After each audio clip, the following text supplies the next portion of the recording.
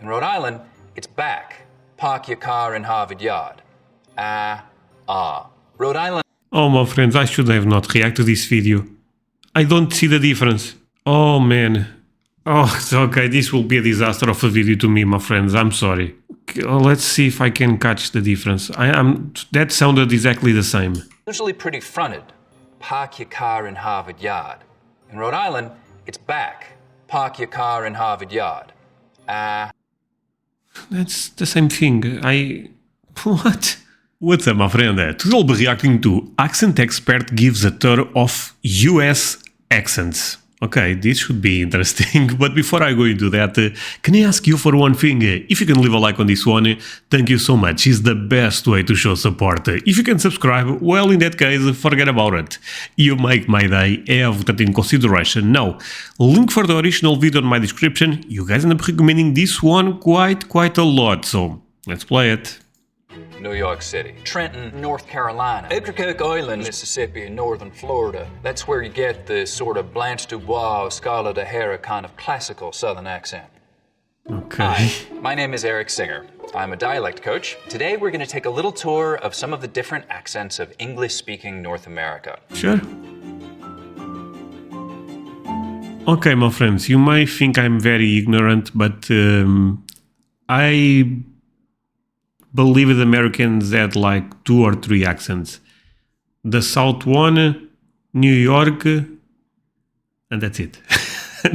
Okay, I know that's crazy, but seems like there is more. Now, a couple of quick disclaimers. These are by no means all the accents in North America or even all the English-speaking ones. And not everyone from the same place sounds the same. Accents vary by socioeconomic background, generation, ethnicity, and race, and all kinds of individual factors. Because in a very real way, accent is identity. Different people from the same place have more or less localizable accents, and that usually has to do with identity too. Now, on some of our stops, we're going to be looking at some of the most distinctive and interesting local features, but it doesn't mean that everyone from there has that accent or has it to the same degree. I'm also... Okay, can I try to imitate a couple before we go into this one that I've been picking up? André that lives in New York. Forget about it. No. Okay, that was bad. But it's basically Italian. At least it's maybe this. Okay, I should have not tried this. But now I will do the last one. Someone from the south. Hey y'all. How we doing, mate? Is that Australia? No, forget about it. Sorry, sorry, my friends.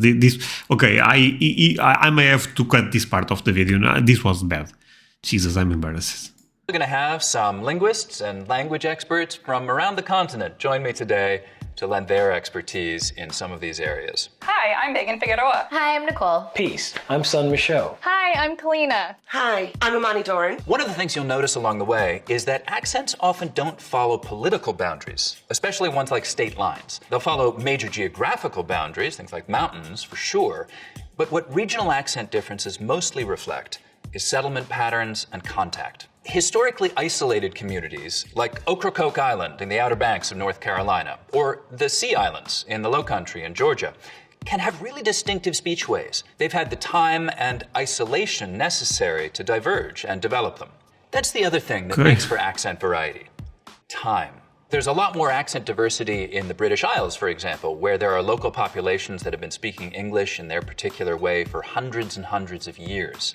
And there's more accent diversity on the east coast of the US than there is west of the Mississippi. It's been settled by English speakers longer.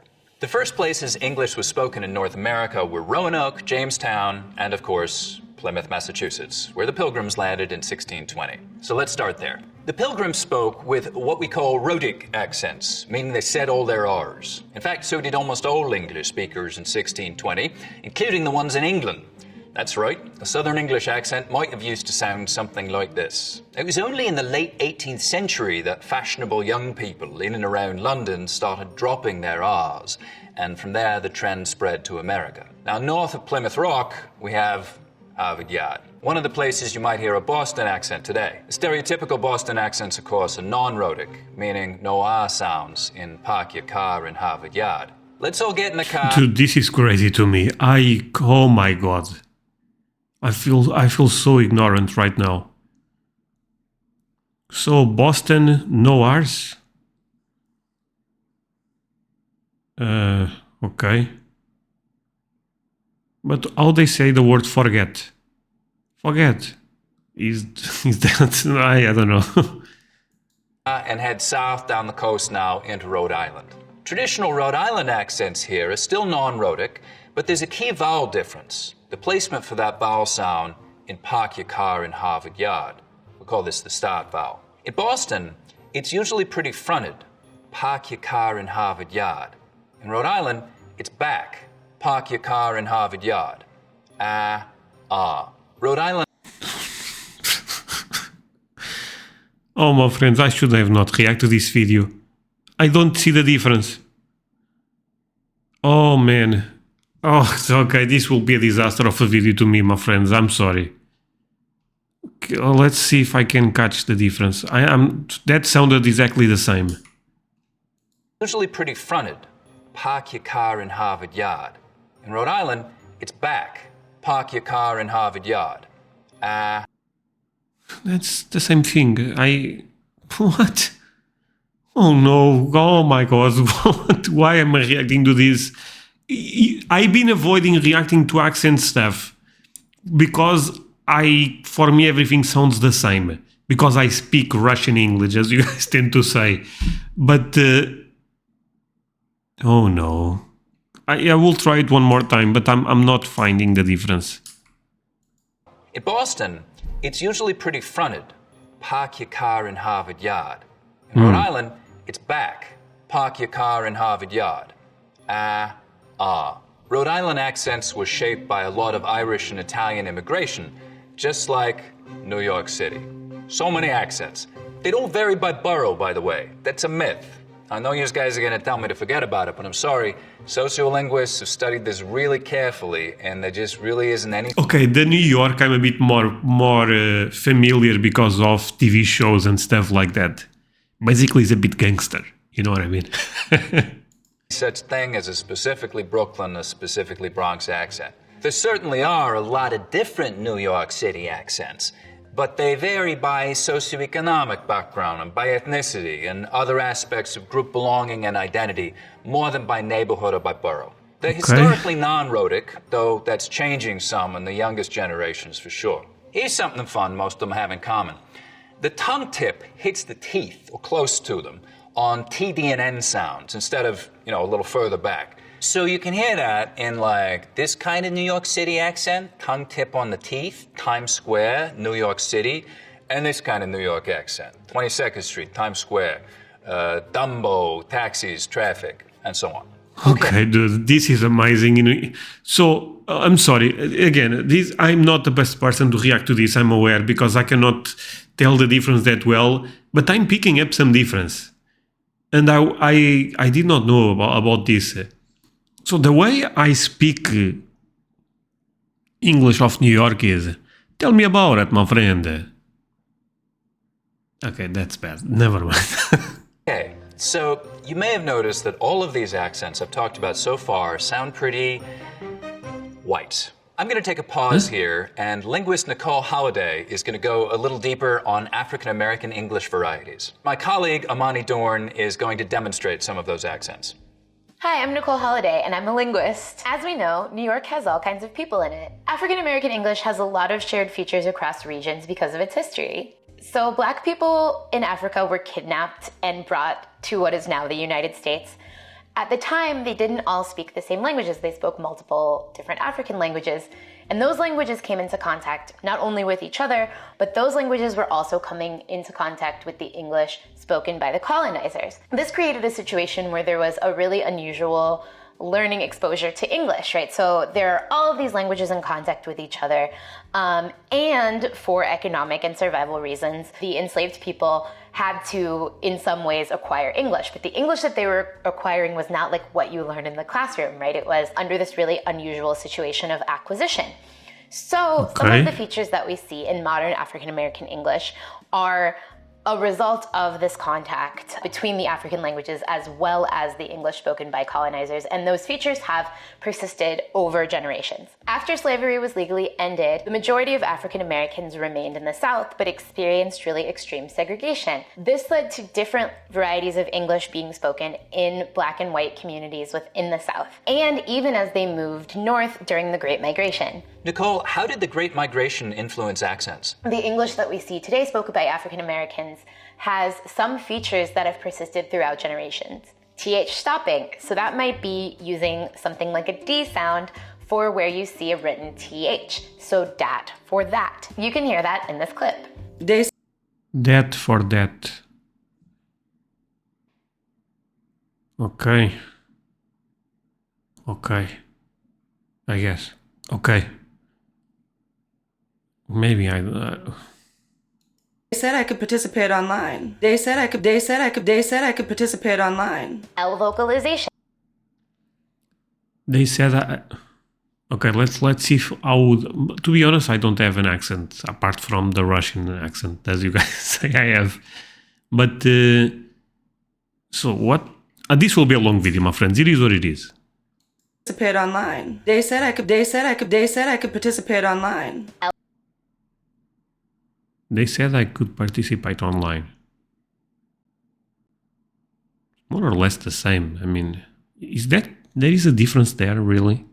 L vocalization. So that's an L turning into a vowel in a word like pool or pull. Might sound something like pool or pull. He said that's cool. Cool.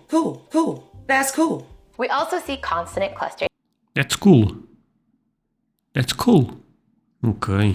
Okay, this is weird. You guys are watching a Portuguese guy that does not speak English as the main language, trying to understand a million of accents in English when I struggle just to having one. Think about that. But honestly, I'm enjoying the video. Simplification. If you have a series of consonants at the end of a word, you might see them turned into just one consonant. So in a word like west, you might hear it pronounced as west. It's been a minute, but she just left. And anything specific? Left. Oh, so this is they cut. She just left. Oh, that sounds weird to me. Left. She just left. No. That sounds like a leaf. No. She just left. Okay. No, to be honest, it is fascinating to learn. I mean, I'm not saying she speaks bad. To be honest, I speak English so bad that it is what it is. But I was not aware of this. That's why this is a bit mind-blown to me. Specific to New York? One feature common in New York City is what we call a raised vowel in words like thought and cloth. It sounds something like aw. Coffee without froth on top isn't coffee at all. So let's get it together. Okay, let's go back to Eric. I like that. Thank you, Nicole. And even that's just the tip of the iceberg for linguistic diversity in this incredibly diverse city. Around 50% of... Holy moly, America is so complex. Oh my god, I had no... Oh, this video is completely game changer to my perspective about America. I feel so damn because of what I said at the beginning of the video. I believe that it was New York English, South English, and normal English. Jesus Christ, I'm done. of New Yorkers speak languages other than English at home. And for half of those, that language is Spanish. Megan Figueroa is here to tell us a little bit about one of those varieties, a variety linguists call New York Latino English. New York Latino English is heavily influenced by Puerto Rican Spanish and Dominican Spanish. New York Latino English, is that a thing? Oh wow. One remarkable feature of this variety is a Hey, light... wait, we are just in New York. Don't tell me that this goes for all the 50 states. Oh no. I mean, this is kind of amazing, but this is too much information. L. The sound that you would find in a word like, love, leaf. Right, so New York Latino English speakers have a particularly light L. You can hear that in this native speaker clip. I guess growing up, I know what it's like to not have a lie. I know what it's like to not have a lie. Sorry. Okay, let's see how I would say that. I guess growing up, I know what it's like to not have a lot. That sounded weird. No? I don't know. I guess growing up, I know what is like. Oh, but that's a bit, fancy to me. I don't know. Contrast the light L. When you produce the dark L, the back of your tongue bunches. So think about the words milk and pull. The lighter L was a feature of New York Latino English. But Latinx people are a very diverse group of people, and they speak a variety of varieties. We'll get to more of those later. Thank you, Megan. And this single feature is a good contrast. So I find this interesting. For people that may not be aware, I know 3 languages. I would say 4 because I at one point I knew French. I would say pretty decent, but nowadays I feel very uncomfortable since I stopped speaking. But I know Portuguese, English, and Spanish. But Jesus Christ, this is so complex in America. Contrast with other New York accents. I mean, we have accents here, don't get me wrong. But there is 2 or 3 major, you know what I mean? But I guess you can apply the same logic, but there is... Okay. I don't know, my friends. Wow. By the way, because most other New York accents have pretty dark L's. Lots of lemon lollipops, la la. I like to lick them. So... Lots of lemons, lollipops, I like to lick them. Lots of lemons, lollipops, I like to lick them. No. Okay, I will stop with this. I have to watch the video. But yeah. Now, as we leave New York and head south into Jersey and towards Philadelphia, we cross a major dialect boundary, the on line. Now, north of this line, most people say on, rhymes with don. South of it, they say on, rhymes with dawn. Of course, this doesn't apply at all if you rhyme dawn and dawn, only if you have 2 distinct pronunciations. That's called the caught merger, but we'll talk more about that later. There are a few major dialect areas in the US, and one of the biggest dividing lines is between northern dialects and midland dialects. The on line basically runs right along this boundary. So as we cross over it somewhere around Trenton, we've crossed from the north to the Midlands, dialect-wise. Now, another thing that starts to happen as we get down towards Philly is that the goat diphthong starts to move forwards in the mouth. So we get go, hoagies. You want to go get some hoagies? Goat gets maybe even a little further forward as we get down to Baltimore, especially, Danny Ocean. You want to go Danny Ocean on Wednesday? Let's make a quick stop in DC, where Nicole has some really interesting stuff on the prosody of local African-American speakers. In my research, I study prosody, which has to do with the tone and intonation of the phrase itself. In a study, I found that African American speakers may be more likely to ask a yes-no question with a level tone or a falling tone. For white speakers, we expect a rising tone in questions like these. So something like, did you do the dishes? But African... Okay. Did you do the dishes? Okay. Did you do the dishes? Okay, no, I'm feeling a bit influenced. How would I say that? Did you do the dishes? No, that's too aggressive. I'm not that person. Did you do the dishes? African American speakers may be more likely to say something like, did you do the dishes? Another feature that we see in DC, similar to New York, is the... Oh my God, I speak African American. Because I felt like I said that. Oh no. What? That's what I say also, right? Or is different? Tone. For white speakers, we expect a rising tone in questions like these. So something like, did you do the dishes? But African American... Did you do the dishes? I don't say that, right? Speakers may be more likely to say something like, did you do the dishes? Another... Did you do the dishes?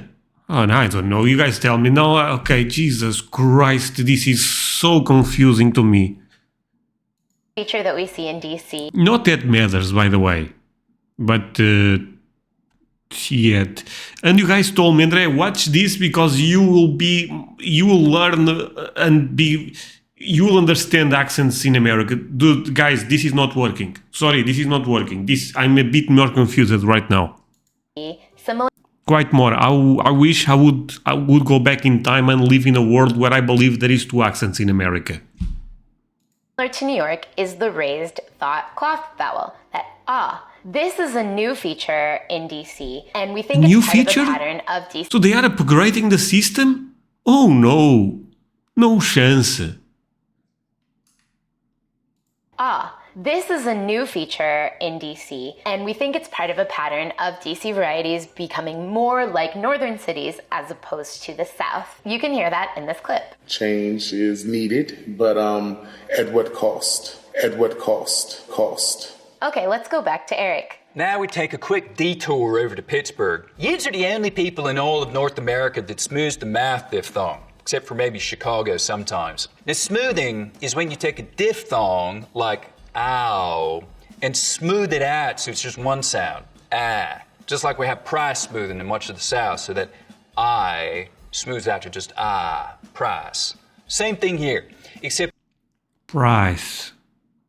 I say price. Oh, that sounds bad again. With the mouth vowel, smoothing out to a long ah sound. By the way, should I react to the part 2? I'm not sure. You guys may not like my reaction part 1 because I'm not understanding anything. I mean, I feel like I'm understanding something, but this is very confused to me, my friend. Sorry, maybe I'm not the best person and I should not react to the part 2, and that's fine. I don't even take that as an offense, to be honest. Yins want to meet downtown, go shopping for catches? Heading back over to the Del... What? What? Yins want to meet downtown, go shopping for catches? Heading back over to the Delmarva Peninsula. As we head down into Virginia, we get something different happening with that same mouth diphthong. To be honest, this sounds like the South to me. Here it's going to sound like oat, mouth, house. So it's not smoothing out here, it's raising. The tongue starts a little higher up, instead of ah, so it's like oat, a boat, house. This feature is called tidewater raising. Something similar happens with this vowel in Canada, and there we call it Canadian raising, but it's essentially the same thing happening. Time to get out of the house, keep heading south. Down in North Carolina, we really start to hear pretty significant goat fronting again. So the vowel sound in boat, most, hope starts with the tongue further forwards in the mouth, O. Interestingly, goat fronting, which is now widespread in a lot of the American South, seems to have originated in North Carolina sometime in the last part of the 19th century. Remember that regional dialect boundaries don't necessarily follow political boundaries. They follow settlement patterns and contact patterns between populations. So the inland part of North Carolina, which is in the Appalachian Highlands, the original European settlers were Scotch-Irish folks and Germans moving southwest from Pennsylvania. Due to being relatively inaccessible and isolated for a long time, the accent is distinct from the lowlands and from the coastal areas. The isolated speech communities are fascinating because we can get some really interesting sound patterns. Up here you get some really dramatic face lowering, for example. So the diphthong in face starts real low, down around ah, I. Face, light, die.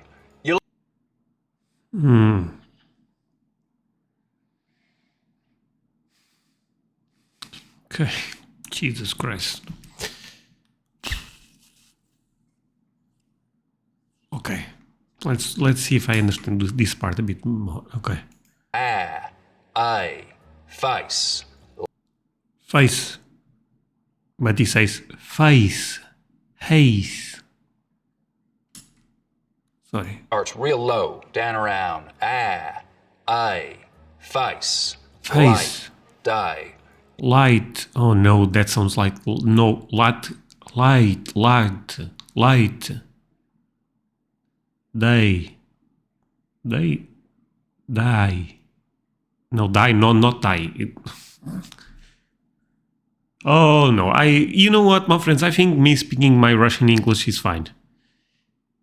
You'll also get some particular dialect features, so words and word order and grammar things that stretch way back to those original settlers from Scotland and Northern Ireland. Things like a hunting and a fishing, and extra sounds too, like the R sound in wash and the H sound in hit. Get on with hit. Here's Nicole again. to talk a little bit about African American speech in southern Appalachia. Hi again. So African Americans in Appalachia are understudied, mostly because stereotypes of Appalachia are very, very white. African Americans in Appalachia may be more likely to be rhotic, so in words like floor, Way up there on the fourth floor. Fourth floor. Fourth floor. Fourth floor. I'm so insecure right now. Floor. you'll get the R, whereas in other places you might get flo. African Americans in Appalachia also tend to follow the more general Southern pattern with respect to I monophthongization, ah in wide turning to ah, so you get wad. And now the map tour continues with Eric. Thank you, Nicole. We're picking up again in North Carolina. Over in the Outer Banks, there's an even more historically isolated community. Because of a shift in shipping patterns in the mid-19th century, and probably also because of sympathizing with the Northern cause in the Civil War, Ocracoke Island was relatively isolated from the mainland for a long time. It developed maybe one of the most distinctive and different dialects in North America. Obliging islanders will sometimes say to tourists, well, it's high tide on the same side. Last night the water far, night the moon shine, no fish. Let's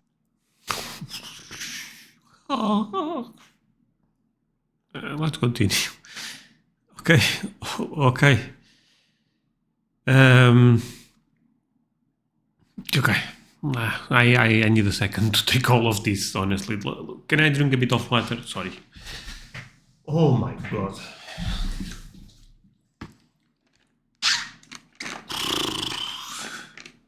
That was very, theatrical.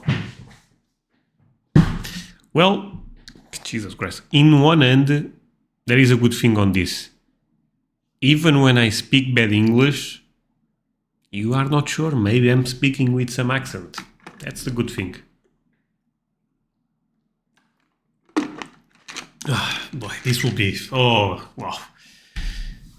You guys tell me if the part 2 is a good idea or not, because I feel like a lot of things are going over my head, to be honest. Ocracoke Islanders are sometimes called high tiders because of that particularly distinctive I sound. And their accent is sometimes taken to be British or Australian, even by Brits. And truth be told, there are some similarities with some regional English accents, including that high tide vowel sound, which is similar to both southwestern English accents like Devon or Gloucestershire, and East Anglian accents like Norfolk and Suffolk, those easternmost counties of England. Curiously, another distinctive thing about the old Ocracoke accent is it's also got a real sort of bounce to it, which is something that both those southwestern and those East Anglian accents also have in common. North Carolina is actually one of the most This guy's a magician. He's speaking so many different accents. How is this even possible? linguistically diverse states in the country. I want to bring in Kalina Newmark now to talk about Native American English. Hello, my name is Kalina. Native American English? Oh, okay, another one. Wait.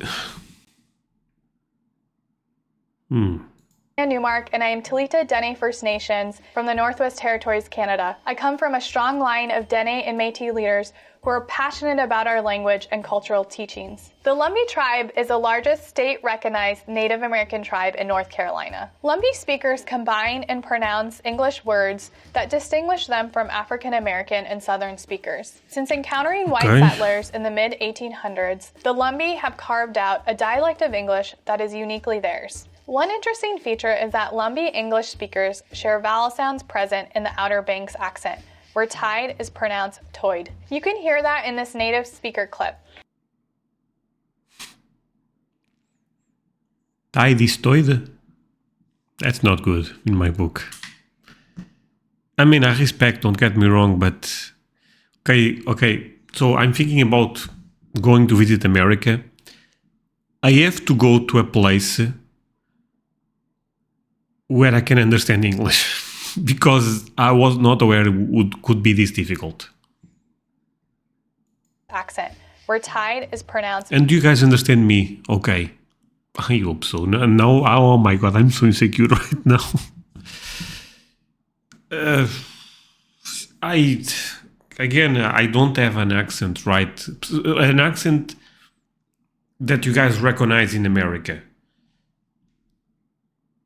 But that sounds weird. Oh my god.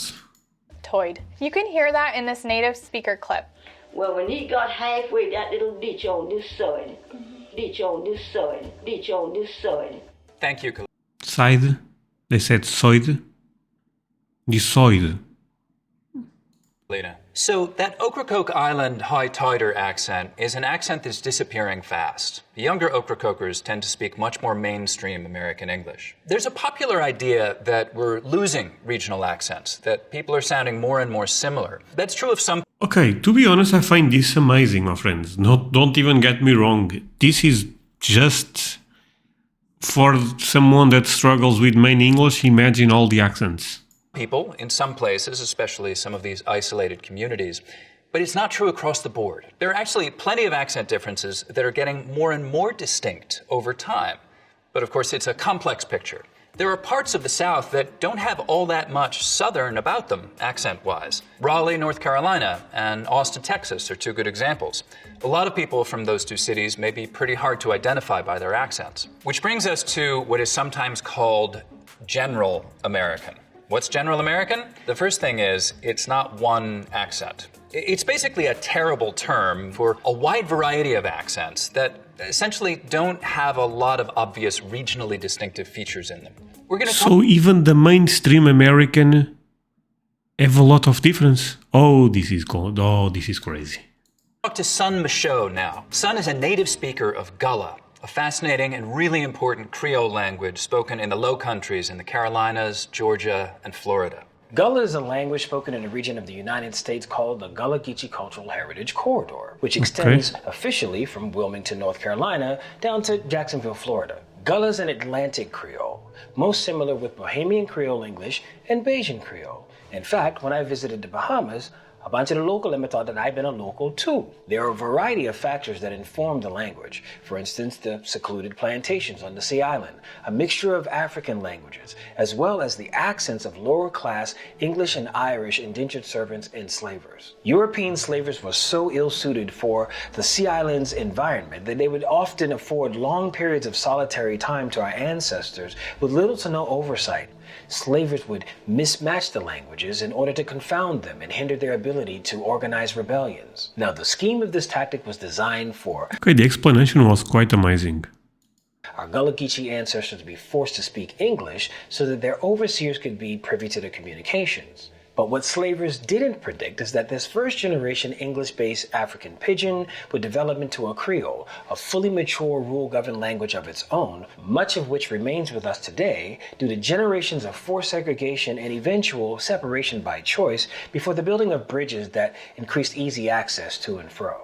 I'm going to walk you through a few distinct features of the Gullah-Geechee accent. For example, the kit-foot vowels are reversed for the words fish and foot to sound like fush and fit. The lot-trap vowels are reversed for God and pat to sound like gad and pot. The softening of the T's, where butter Okay, I was not aware of this. and bent would sound like butter and bean. Gullah speakers also drop consonants for vowels where the two words meet. For instance, in the sentences that gal there and that boy there, the word for there, de, adds or subtracts the D depending on if there's a consonant or a vowel preceding it. The importance of accent to the Gullah-Geechee language simply cannot be overstated.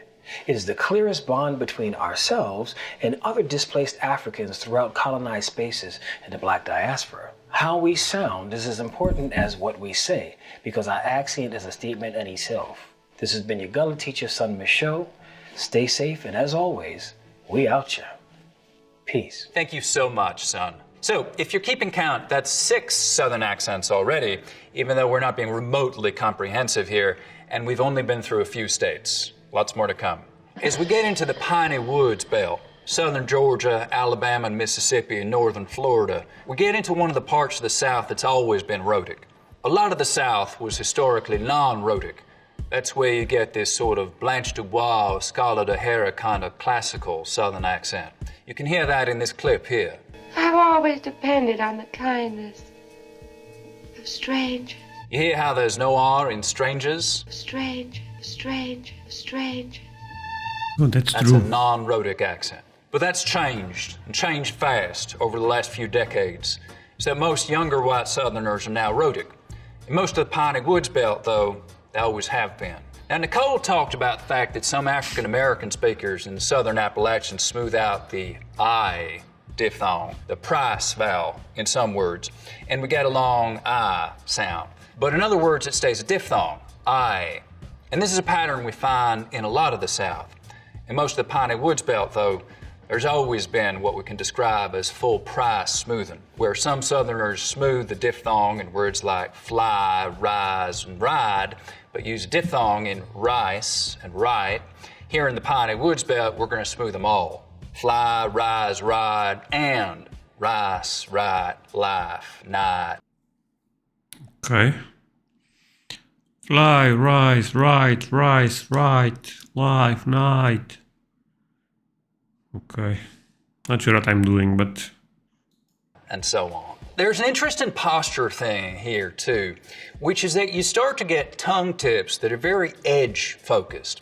And what I mean by that is that instead of using this part of the tongue, the blade, for things like T and D sounds, so that there's a lot of surface contact, t, duh, we just use the narrow edge of the tongue, so it's a more focused contact area, t, duh.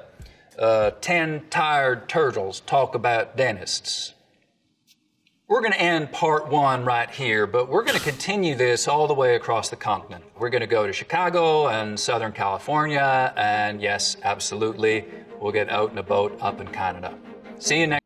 Okay, no joke. This was the craziest video I ever reacted, because I was not prepared for this information. And you guys are probably saying, André, stop it. Forget the part 2, and you may be right. In the other hand, if you guys really want, I can take a look at the part 2, and I believe there is also part 3. I can go do both together, but if you feel like I'm not the best person to react to this type of stuff, feel free to tell me also, because this is crazy. Oh wow, English in America is so complex. Well, thank you so much for watching, my friends.